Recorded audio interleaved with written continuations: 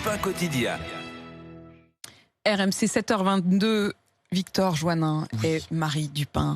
Victor Joannin, Dupin quotidien. Les vacances de la Toussaint, c'est dans un mois et c'est des vacances, encore une fois, chamboulées par l'évolution de l'épidémie. On a quand même l'impression qu'on est dans un moment où on ne peut pas anticiper, où on est tout le temps dans le fait de gérer au jour le jour et où on n'ose pas faire de projet, même pour effectivement ces vacances qui ne sont pas bien loin.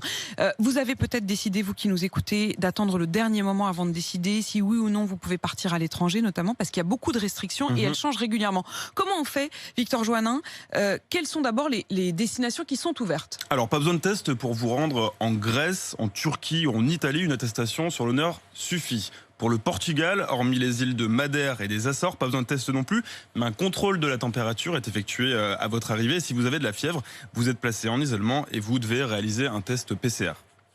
Et puis ces fameux tests PCR, il y a quand même beaucoup de destinations qui le demandent, quoi qu'il arrive à l'arrivée. Oui, c'est le cas notamment des territoires d'outre-mer. Un test PCR négatif réalisé 72 heures avant l'embarquement est demandé, sauf pour la Guyane et Mayotte qui sont toujours en état d'urgence sanitaire jusqu'à mercredi. Pour eux, c'est uniquement les voyages impérieux, donc deuil ou déplacement professionnel, mais ça pourrait donc changer mercredi. En Allemagne, c'est un test PCR, mais moins de 48 heures, et donc c'est compliqué vu les délais en France pour l'obtenir, et les Marocains réclament en plus un test sérologique. Donc les deux. Et puis si vous aviez envie de visiter Londres ou New York, il faudra patienter. Et oui, la Grande-Bretagne, il y a toujours une quarantaine de 14 jours. Même chose pour les Pays-Bas, la Tunisie, et la situation est encore plus rude en Algérie et aux États-Unis, où les frontières sont carrément fermées aux touristes français. Fermées sans aucune date de réouverture.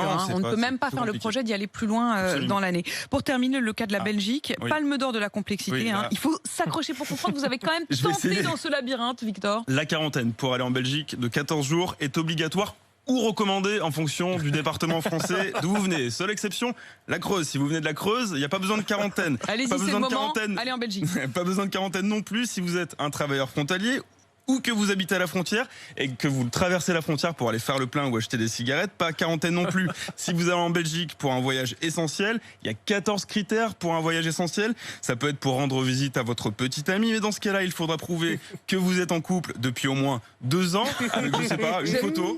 On montre au douanier une photo de vous et de votre petite amie. Et il faut aussi prouver qu'au cours des 2 dernières années, vous vous êtes vus au moins 3 fois et que ces rencontres couvrent une durée totale de 45 jours. Voilà. Vive la bureaucratie. C'est génial parce qu'en fait c'est les règles de l'amour, c'est-à-dire qu'en fait voilà, vous ne pouvez véritablement, vous pensiez que vous étiez en couple depuis 6 mois, que ça y est, ça commençait à être sérieux entre vous. Non, pas du tout. Au regard des Belges, il faut que ça fasse 2 ans, que vous vous soyez vus régulièrement, que vous puissiez même au moins, un minimum.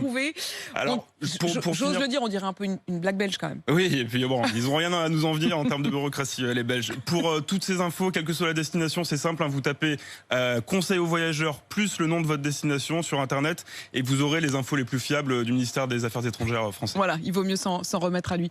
Merci beaucoup, Victor.